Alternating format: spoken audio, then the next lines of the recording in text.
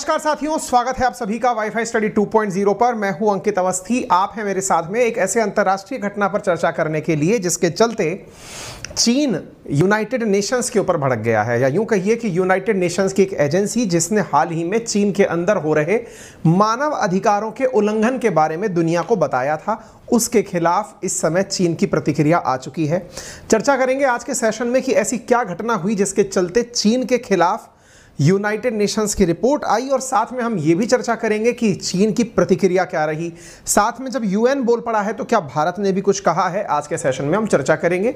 अंतर्राष्ट्रीय रूप से ये महत्वपूर्ण जीएस पेपर 2 के हिसाब की घटना है। क्या है पूरी बात, आइए ध्यान से समझने का प्रयास करते हैं। साथियों, जैसा कि आप सभी जानते हैं कि चीन के अंदर बहुत सारी अंतर्राष्ट्रीय ऐसी मानव अधिकार एजेंसीज हैं जिनके द्वारा समय समय पर यह जानकारी दी गई है कि यहां पर मानव अधिकारों का उल्लंघन होता है उइगर मुस्लिमों के साथ में। और ये उइगर मुस्लिम जो हैं ये लंबे समय से चर्चा का विषय रहे हैं। इसके लिए अमेरिका समेत दुनिया के बहुत देश पहले भी चीन का विरोध कर चुके हैं। नेशनल लेवल पर तो विरोध खूब हुआ है, यानी कि राष्ट्रीय स्तर पर, जैसे कि अमेरिका ने कहा कि उइगर मुस्लिमों के द्वारा, यानी कि जिनजियांग प्रोविंस में उइगर मुस्लिमों पर हो रही प्रताड़ना के पैदा हो रहा जो कपास है उसका उपयोग हम नहीं करेंगे। अमेरिका की बहुत सी कंपनियों ने यह कहा कि हम वो कॉटन नहीं खरीदेंगे जिसके अंदर उइगर मुस्लिमों का मतलब खून पसीना लगा हुआ है, क्योंकि उनके ऊपर यातनाएं होती हैं। अब ये नेशनल लेवल पर तो खूब चल रहा था ये माहौल, लेकिन यूनाइटेड नेशंस ने पहली बार 2018 में एमनेस्टी इंटरनेशनल के द्वारा यूनाइटेड नेशंस पर प्रेशर डाला गया कि आप अपने ह्यूमन राइट का जो कमिश्नर है उसको बोलें कि वो वहां जाए और वाकई में चेक करे कि वहां ऐसा कुछ है या नहीं है। इस बात का जांच करने के लिए ये जो महिला आपको दिखाई पड़ रही हैं, इन महिला का कार्यकाल शुरू हुआ वर्ष 2018 के अंदर। इनका नाम है मिशेल बैशले। ये कौन थी? यूएन मानवाधिकार आयोग की प्रमुख थी। इनका कार्यकाल कब शुरू हुआ? वर्ष 2018 में। 4 साल के लिए कार्यकाल था। 2022 में इनका कार्यकाल, यानी कि बुधवार को इनका कार्यकाल पूरा हुआ। तो हुआ क्या, जब ये पद पर बैठने वाली थी उस समय एमनेस्टी इंटरनेशनल जैसे जो अंतर्राष्ट्रीय मानवाधिकार संगठन है उन्होंने यूनाइटेड नेशन पर प्रेशर बनाया हुआ था कि आप मानवाधिकारों का हनन हो रहा है, कुछ कर क्यों नहीं रहे हैं। इनके पद पर बैठते ही इन्होंने कहा कि मैं जाकर के चीन के अंदर इस मामले का सर्वे करूंगी। साहब, ये मैडम साहब जो हैं ये पहुंचती कहां पर हैं? चीन पहुंचती हैं। अब कब पहुंचती हैं? पूरी प्रक्रिया 2019-20 में चलती रही, हालांकि उस दौरान कोरोना भी आया, लेकिन इस दौरान इन्होंने अपने द्वारा वहां की रिपोर्ट निकालने की कोशिश की।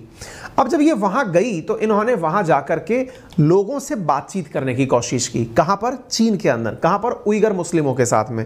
कहां रहते हैं उइगर मुस्लिम? जिनजियांग प्रोविंस में। जिनजियांग प्रोविंस कहां है? तो चीन के उत्तर पश्चिम की तरफ है। क्या बोलते हैं, उत्तर पश्चिम के कॉर्नर पर ही है। हाँ, बिल्कुल ये रहा है ना। तो उत्तर पश्चिमी किनारे की तरफ जो जिनजियांग प्रोविंस है, यहां पर जाकर के इन्होंने लोगों से जानने की कोशिश की कि क्या आप लोगों के साथ वाकई में प्रताड़नाएं होती हैं। उन लोगों ने जो भी बातें कही, इस आधार पर यूनाइटेड नेशन ने अपनी एक रिपोर्ट तैयार की। अब मुसीबत यह हो गई साहब कि वो रिपोर्ट तैयार करने के बाद में चीन ने यूनाइटेड नेशन के इस मानवाधिकार आयोग पर इतना प्रेशर डाल दिया कि 4 साल बीत गए लेकिन यह रिपोर्ट बाहर नहीं आई।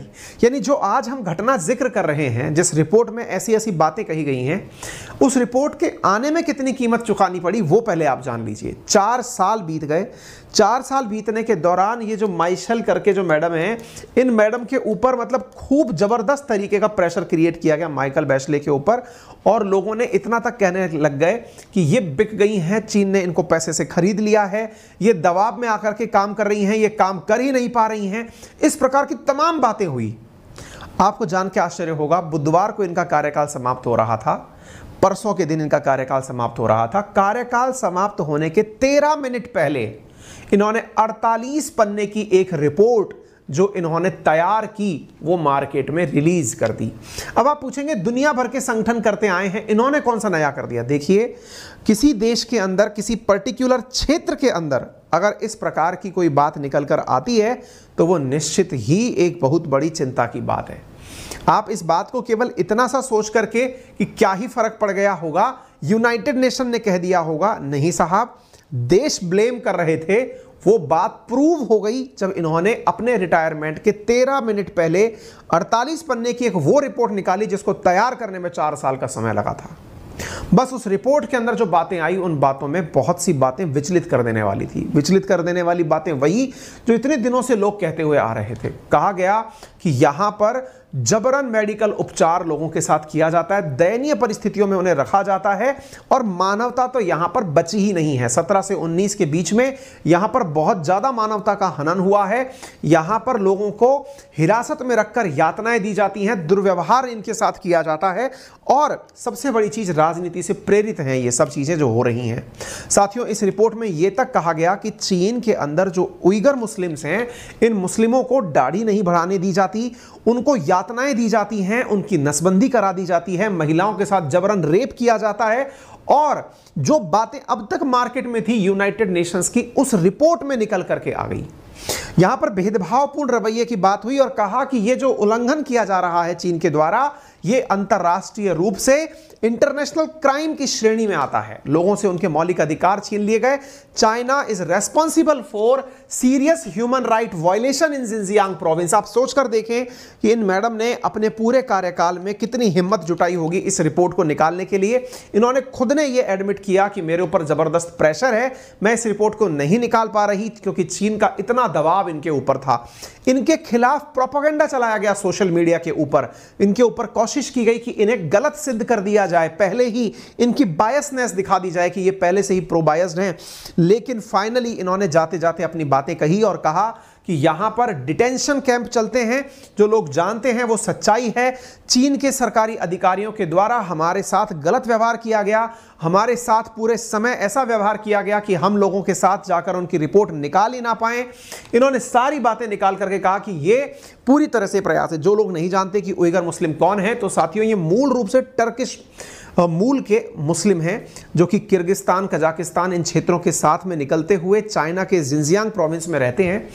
चीन जो है वहां पर चाहता है कि किसी भी प्रकार की कल्चरल डाइवर्सिटी चीन के अंदर ना हो, सब एक ही जैसे दिखने वाले लोग हों और एक जैसे दिखने वाले लोग हों तो उनके पहनावे में भी अंतर ना हो, उनकी रीति रिवाज में भी अंतर ना हो। आपको मालूम होगा मैंने कुछ दिनों पहले यह सेशन किया था जिसमें मैंने आपको बताया था कि चीन ने किस प्रकार से जो मतलब इस उइगर क्षेत्र के अंदर लगभग करोड़ों की संख्या में यहाँ लोग रहते हैं, यहाँ पर चीन के द्वारा गुंबदों के ऊपर, ये जो मुस्लिमों की जो मस्जिदें होती हैं इनके ऊपर जो बनी हुई गुंबदें हैं और मीनारें हैं, इनको तोड़ दिया गया था। इस पूरी प्रक्रिया को सिनिसाइजेशन कहा गया था। यह सेशन मैंने आज से 10 महीने पहले लिया था जब एक रिपोर्ट में इस बात का खुलासा हुआ था।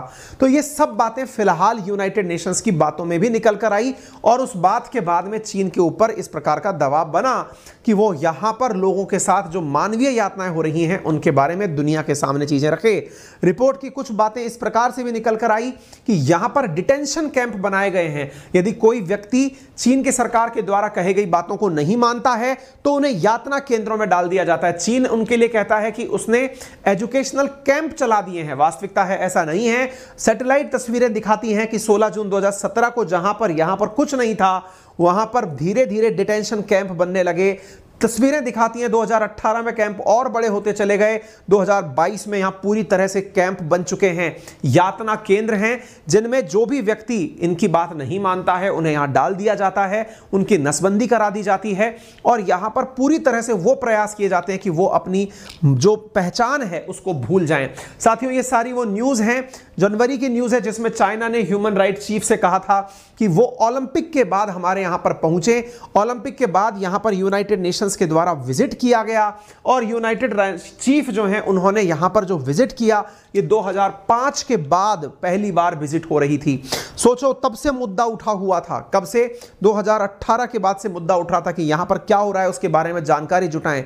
बहुत सारे मानवाधिकार जो ऑर्गेनाइजेशंस हैं उन्होंने रिपोर्ट अपने द्वारा सबमिट की, लेकिन चीन जाने की जब भी बात हुई चाइना सरकार इनकी माइकल बेशेल की जो यात्रा है इनको रोकने से कोशिश करती रही और उन्होंने कहा कि आप हमारे ओलंपिक हो जाने दीजिए, उसके बाद आइएगा। ये मैडम उसके बाद पहुंचती हैं। आप यहां देख सकते हैं कि बैचलेट से China trip not for probe face criticism. इन्होंने अपनी सफाई में माइकल बेशेल ने कहा कि मैं यहां पर कोई जांच करने नहीं आई हूं ताकि इनके ऊपर किसी प्रकार का प्रेशर ना रहे। इस बात में जैसे इन्होंने डायलॉग मारा, इनके ऊपर लोगों ने प्रतिक्रिया देना शुरू कर दिया, लोग इनके खिलाफ खड़े हो गए। बड़ा ही ड्रामा चला साथियों इसके अंदर। ब्लिंकन ने क्रिटिसाइज किया चाइनीज मैनिपुलेशन को, जो कि हाई प्रोफाइल यूएन विजिट को कर रहा था। यानी पूरी तरह से अंतरराष्ट्रीय स्तर पर जो चीन के द्वारा दबाव डाला जा रहा था यूनाइटेड नेशंस के ऊपर या फिर इस कमीशन की रिपोर्ट्स के ऊपर, उसका अंतरराष्ट्रीय रूप से विरोध हुआ। UN human right chief could not speak to detain Uyghur और फैमिलीज ड्यूरिंग जिनजियांग विजिट। साथियों, ऐसी हालत कर दी गई कि ये वहां पर पहुंची तो सही, लेकिन चाइना के ऑफिशियल्स ने उनको इस प्रकार से घेर लिया कि ये किसी भी कैमरे के सामने ये बात नहीं बोल पाई कि उइगर्स का यहां पर डिटेंशन होता है। साथियों, फिर जुलाई 20 की घटना है कि China seek to stop UN right chief from releasing Xinjiang report. अब लेकिन इसके बावजूद भी जब इन्होंने अपनी पूरी रिपोर्ट तैयार कर ली और यह जानकारी लोगों को मिल गई कि ये अपनी रिपोर्ट अब बाहर निकालेंगी, इन्होंने सब तरह से रिपोर्ट जारी कर ली है, तो जुलाई से ये इनके ऊपर प्रेशर डाल रहे थे कि ये इस रिपोर्ट को बाहर ना निकालें। China seek to stop UN right chief from releasing Xinjiang report. बड़ा प्रेशर चल रहा था, पूरी जुलाई इस बारे में निकल गई। UN right chief admit ट्रेमेंडस pressure over Jinjiang report. इन्होंने इस बात को स्वीकार किया और कहा कि हमारे ऊपर जबरदस्त प्रेशर था कि हम इस रिपोर्ट को बाहर ना निकालें। China slam US Jinjiang. अब फिर फाइनली जब ये बात नहीं बनी तो साथियों, बुधवार के दिन इन्होंने रिटायरमेंट के कुछ घंटे 13 मिनट पहले अपनी ये रिपोर्ट फाइनली निकाल दी। और इस रिपोर्ट को निकालने के बाद में बीजिंग इनके पीछे पड़ गया, कहने लग गया कि नहीं, ये पॉलिटिकली मूव किया गया कदम है। चीन ने इस बारे में जैसे तैसे बोलना था कि ये पॉलिटिकल टूल है, हमारे खिलाफ केवल बनाया गया एक माहौल है। पूरी दुनिया के अंदर चीन के द्वारा अब प्रतिक्रियाएं आना शुरू हो चुकी हैं। साथ में इंडिया से पूछा गया कि आप बताइए यूएन की रिपोर्ट पर आप क्या कहेंगे। इंडिया ने कहा क्योंकि यूएन ने रिपोर्ट निकाली है तो हम इसमें क्या कह सकते हैं, हम तो केवल यही कहेंगे कि जो भी हो रहा है उस पर यूएन की निगरानी रहे, हम उसी के हिसाब से बात करेंगे। जापान और जर्मनी ने इस रिपोर्ट का वेलकम किया है, अमेरिका ने भी इस रिपोर्ट का वेलकम किया है। यानी दुनिया के सामने चीन का वो मुखड़ा खुलकर आ गया है। अब देखना यह होगा कि जो मुस्लिम वर्ल्ड है या ऑर्गेनाइजेशन ऑफ इस्लामिक कॉर्पोरेशन है, वो यूनाइटेड नेशंस की बात भी मानता है अथवा नहीं मानता है, क्योंकि वो चीन को हमेशा क्लीन चिट देते आए हैं। और इंडिया के आंतरिक मसलों पर अगर इतनी बड़ी डाइवर्सिटी वाली कंट्री में कोई छोटी मोटी घटना हो जाती है तो वो लोग भर भर के अपने बयान देने शुरू कर देते हैं।